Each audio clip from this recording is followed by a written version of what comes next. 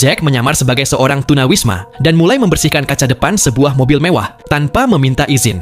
Bahkan ketika seorang pengawal di dalam mobil memberi isyarat agar ia pergi, Jack menolak dan memecahkan spion mobil.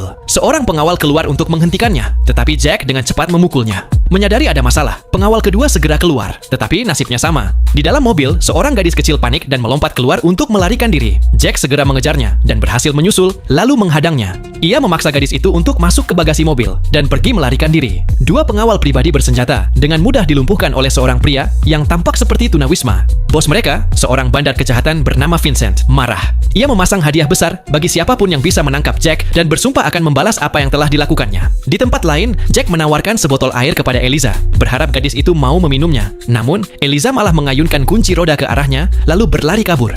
Jack mengejarnya hingga ke sebuah bukit, sampai akhirnya Eliza tersandung dan jatuh. Saat berhasil menyusul, Jack berkata bahwa ia bukan orang jahat. Ia lalu mengeluarkan sebuah foto lama, foto dirinya bersama ibunya Eliza dan Vincent, yang diambil sebelum Eliza lahir.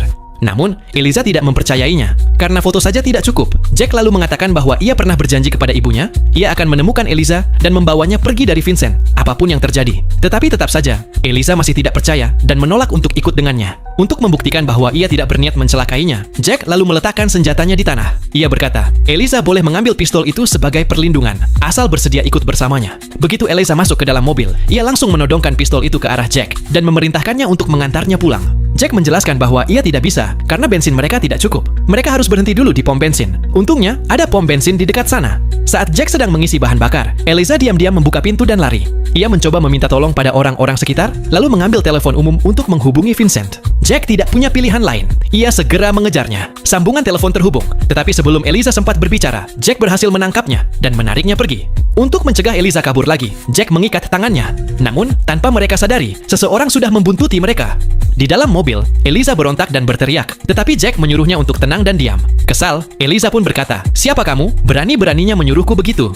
Karena kesal, Jack pun mengatakan sebenarnya kalau ia adalah ayahnya. Seketika, Eliza pun terdiam sejenak. Namun, tanpa bukti, Eliza tidak mempercayai apapun yang ia katakan.